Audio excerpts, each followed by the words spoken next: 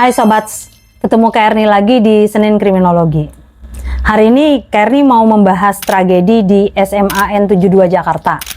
Kak Erni nggak akan memulai dengan pertanyaan, tapi Kak Erni mau kita semua punya pemahaman yang sama dulu. Nah, Kak Erni akan mencoba menjabarkan semua fakta yang sudah kita ketahui, baru kita coba analisis bersama ya.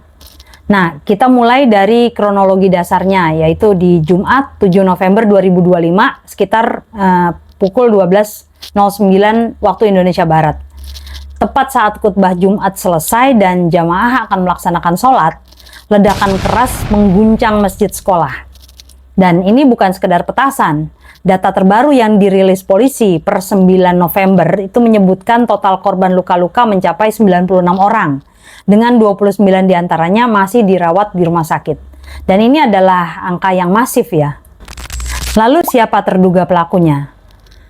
Polisi telah mengidentifikasi terduga pelaku yang saat ini disebut sebagai anak yang berhadapan dengan hukum atau ABH, sesuai dengan statusnya yang masih di bawah umur. Nah, kita sebut saja inisialnya FN. Nah, FN itu adalah siswa dari sekolah itu sendiri, tepatnya siswa kelas 3 atau kelas 12. Ironisnya, FN juga ditemukan terkapar di TKP, terluka parah. Dan kabarnya saat ini telah sadar setelah menjalani operasi di bagian kepala. Nah, yang membuat tragedi ini semakin memilukan itu adalah profil korbannya. Menurut analisis Anjas Asmara 2025, para korban ini mayoritas adalah siswa kelas 10. Kenapa? Karena pada saat kejadian, angkatan pelaku yakni kelas 12 itu sedang libur. Jadi polanya tuh kelihatan sangat jelas ya, di mana siswa senior melakukan aksi yang menyasar adik-adik kelasnya di tempat ibadah. Nah, bukti di TKP itu langsung mematahkan dugaan awal soal sound system.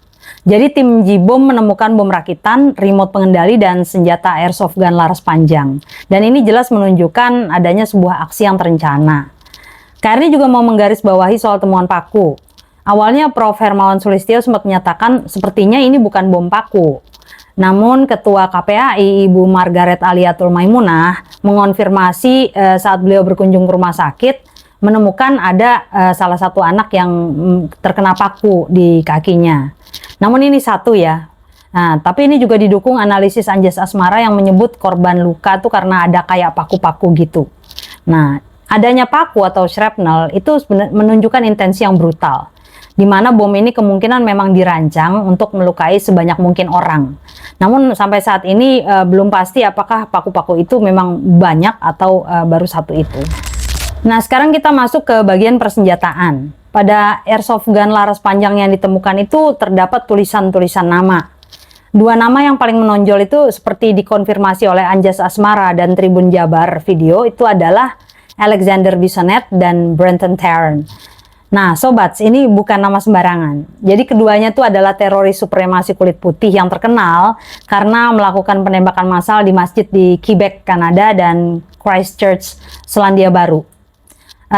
Dan ini sepertinya sejalan dengan unggahan FN 8 jam sebelum kejadian yang menunjukkan gestur tangan oke.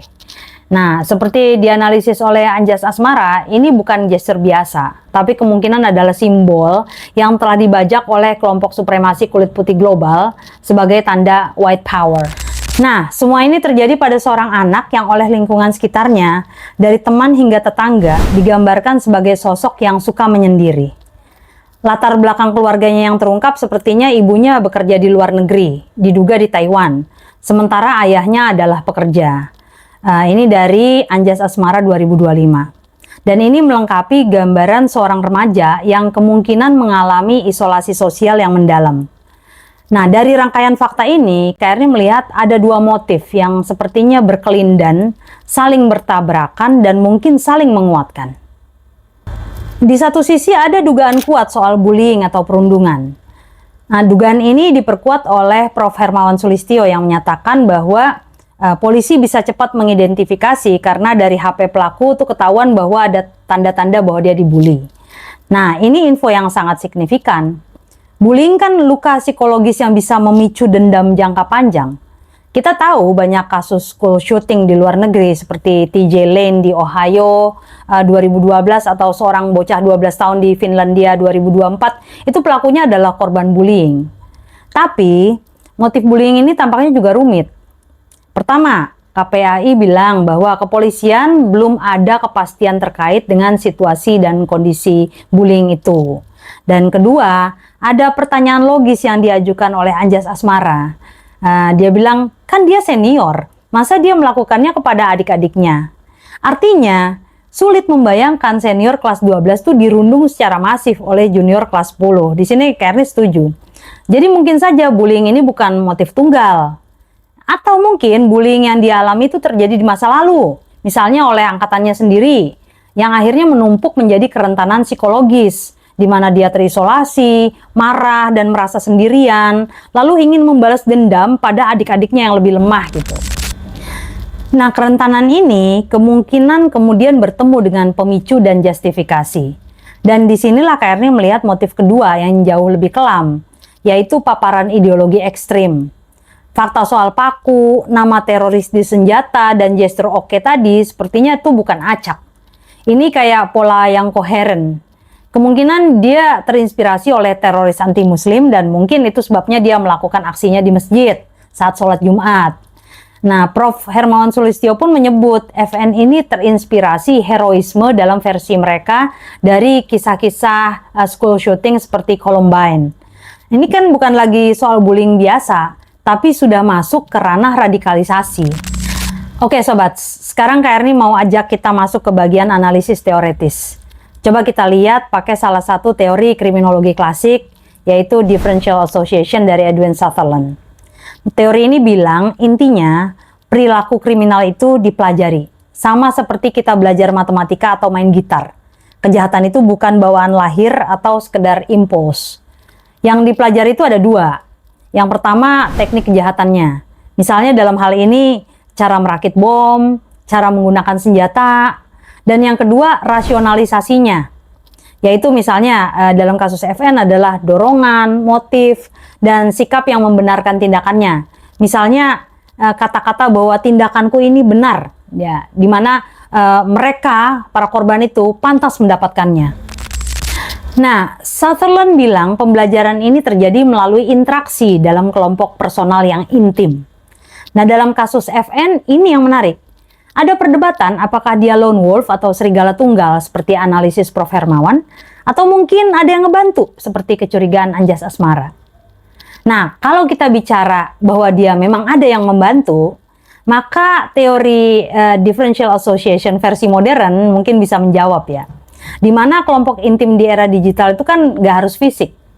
Jika FN adalah lone wolf secara fisik, dia kemungkinan tetap nggak sendirian. Dia bergaul secara intensif di dunia maya. Dia mungkin belajar teknik merakit bom dari internet. Tapi yang lebih penting, dia belajar rasionalisasi dari sana. Nah, dia mungkin bergaul dengan manifesto Brenton Tarrant, dia mengadopsi simbol oke, dan asosiasinya dengan definisi pro-kriminal, seperti melakukan kekerasan itu heroik, atau adanya ideologi anti-muslim, itu menjadi lebih kuat, lebih intens, dan lebih sering daripada asosiasinya dengan definisi anti-kriminal, seperti nilai-nilai dari sekolah atau keluarga yang mungkin memang absen karena isolasi. Nah, itulah asosiasi diferensiasi di era digital menurut Kearney. Lalu sekarang bagaimana hukuman yang tepat untuk FN? Di satu sisi FN secara hukum masih anak, 17 tahun.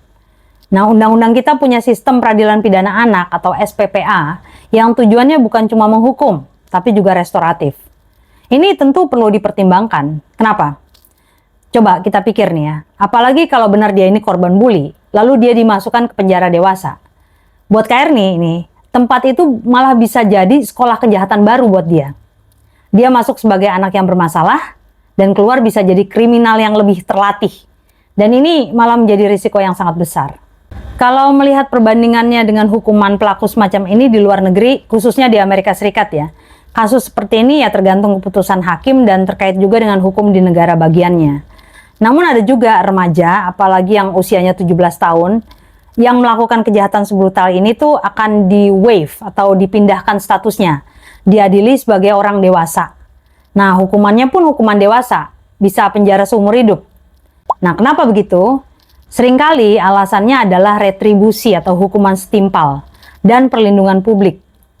Nah, pertanyaan apakah pelaku merasa bersalah juga bisa jadi pusat perhatian tuh. Dalam banyak analisis psikologis, pelaku school shooting itu ada yang menunjukkan ketiadaan empati atau penyesalan saat melakukan aksinya. Mereka mungkin lebih fokus pada dendam mereka, misalnya soal bullying, daripada penderitaan puluhan korban. Nah, ketiadaan rasa bersalah inilah yang bisa digunakan jaksa untuk menuntut hukuman yang paling berat. Filosofi mereka tuh kan seringkali adult crime, adult time. Jadi kejahatan dewasa ya hukumannya untuk dewasa gitu. Menurut Kak Erni, pertama, ini beda sama filosofi SPPA kita di Indonesia yang mengutamakan restoratif. Kedua, kita perlu lihat dulu kondisi psikologis pelaku. Apakah terdapat penyesalan atau tidak. Dan ini harus diakses oleh psikolog yang terpercaya ya. Nah, di sisi lain, terkait dengan hukuman yang setimpal, Kak Erni paham banget. Ada 96 korban dan keluarga mereka. Ada suara publik yang menuntut keadilan dan hukuman yang pantas. Mengingat brutalnya aksi ini. Dan ini wajar dan harus didengar. Makanya ini akan jadi tugas berat bagi penegak hukum untuk menimbang semua ini. Status dia sebagai anak dengan prinsip SPPA kita, risiko masa depannya jika salah penanganan, perdebatan seperti di luar negeri tentang kejahatan yang melampaui batas anak-anak, dan yang paling penting, rasa keadilan yang utuh bagi para korban dan masyarakat. Oke, setelah kita membuka fakta, motif, teori, dan dilema hukumannya, Kak Erni mau mencoba menarik kesimpulan sementara ya. Jadi tragedi SMAN 72 ini jelas bukan kasus sederhana menurut Kak Erni. Karena ini fenomenal, karena dampak kerusakannya yang besar dan dilakukan oleh remaja sendirian pula. Dalam hal motif, kemungkinan ini adalah persimpangan antara tiga hal, yaitu masalah psikologis individu yang terisolasi dan kemungkinan memiliki luka batin akibat bullying di masa lalu, kemungkinan adanya krisis pengawasan sosial dan keluarga, dan kemungkinan yang paling utama adalah radikalisasi online oleh ideologi ekstrim global. Menurut Kak Erni, tragedi ini sepertinya juga wake up call ya untuk kita semua. Dalam hal ini Kak Erni ingin mengajukan beberapa masukan. Yang pertama untuk penegak hukum, di mana selain menimbang dilema hukuman tadi, ada dua hal mendesak yang perlu dilakukan, terutama terkait dengan kemungkinan adanya radikalisasi. Pertama ya usut tuntas jaringannya. Sesuai teori differential association tadi, kelompok online yang mungkin mengajarinya ini ya harus ditemukan, lacak jejak digitalnya. Kedua, transparansi tentang motif ya ke publik ya. Publik mungkin perlu tahu jika ini adalah radikalisasi ideologi ekstrim. Bukan untuk menyebar ketakutan, tapi untuk membangun kesadaran nasional akan ancaman baru ini. Yang kedua untuk orang tua, dan ini bukan soal menyalahkan, tapi hadir secara fisik saja untuk anak itu nggak cukup. Kita harus hadir secara emosional juga. Tahu apa yang anak kita lakukan di dunia maya. Bangun quality time agar anak merasa didengar di rumah, sehingga dia nggak nyari validasi itu di tempat yang salah. Yang ketiga untuk tenaga pendidik dan institusi pendidikan.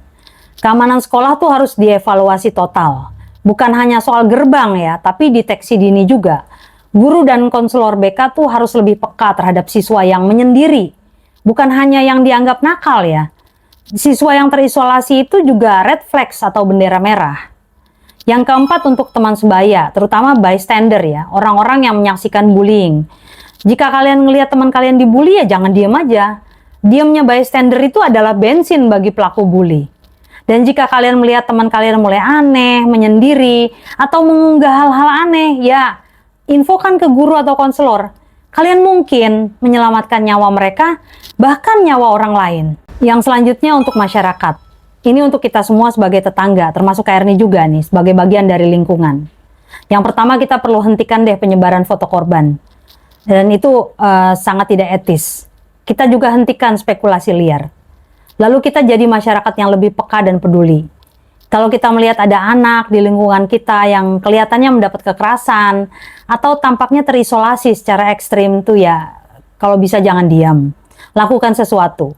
Laporkan pada yang berwenang minimal ke Pak RT atau Pak RW.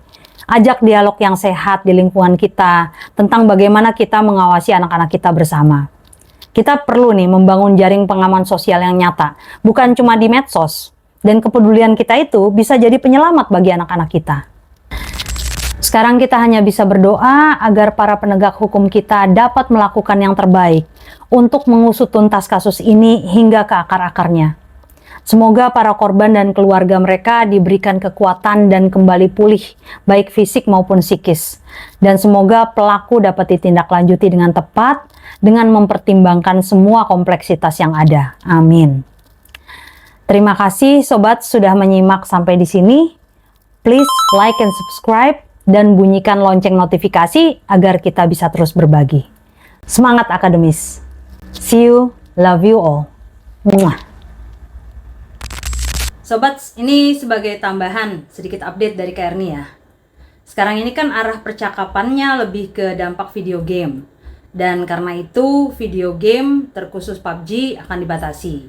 Ya nggak apa-apa, Kak Erni sendiri sebagai orang tua ya senang-senang aja kalau disiplin pembatasan kami ke anak juga dibantu oleh yang lebih berwenang.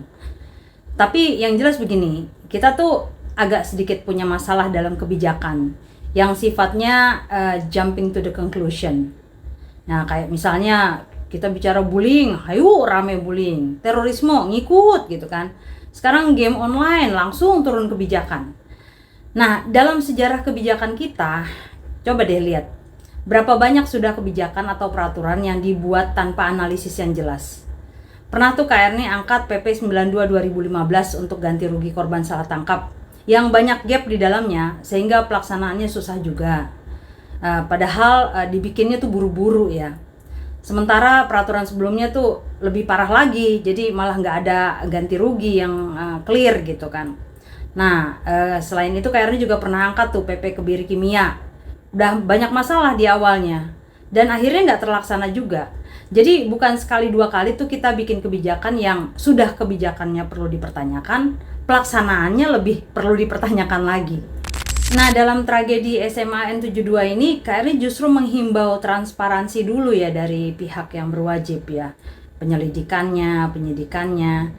Tapi oke lah kalau misalnya sekarang larinya ke video game.